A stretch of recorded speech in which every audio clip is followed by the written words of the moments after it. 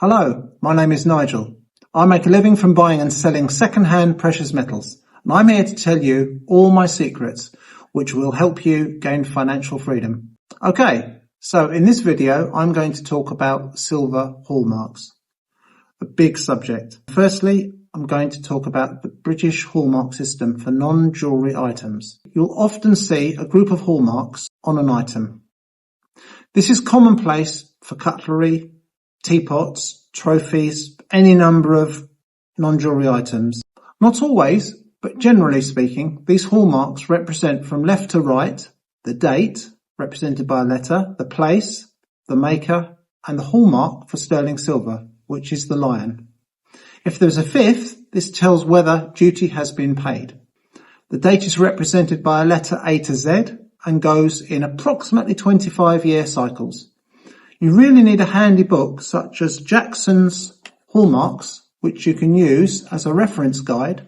So, for example, I see a lot of the C hallmark, which is 1977, the Jubilee year. However, the use of letter symbols to represent the date is not as straightforward as I'm making out here. There are different fonts for each cycle, and the rules of each cycle can vary. Therefore, you really do need a book such as Jackson's, which you can reference to. It is not as important to know the date compared to the importance of knowing that the item is silver. So, the place, hallmark, will tell you that it was made in Birmingham, London or Sheffield. And these are denoted by symbols. An anchor for Birmingham, a leopard's head for London, and a crown for Sheffield pre-1975, and a rose post-1975. These symbols are where the item was assayed or authenticated as silver and stamped. Other assay offices as symbols, but less common, are Chester, which shut in 1962, Edinburgh, Exeter, which shut in 1883, Glasgow and York. You can find all of the symbols which represent these places in the Jackson's Hallmark book. But as I said, these are less common. The third hallmark you may see on an item represents the maker. This is usually represented by a series of letters which are the initials of the maker or makers. The fourth hallmark you will see is the lion symbol.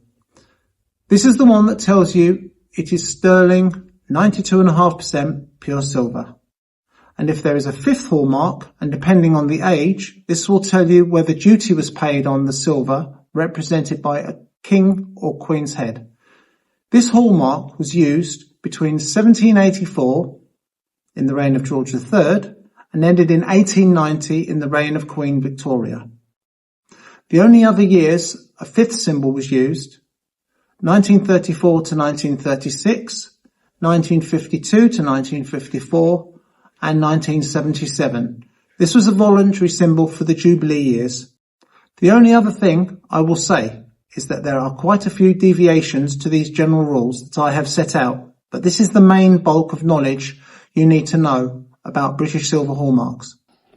As always, please like and subscribe. I will be covering a lot more on silver hallmarks, including jewellery, silver plate, and other imposter items.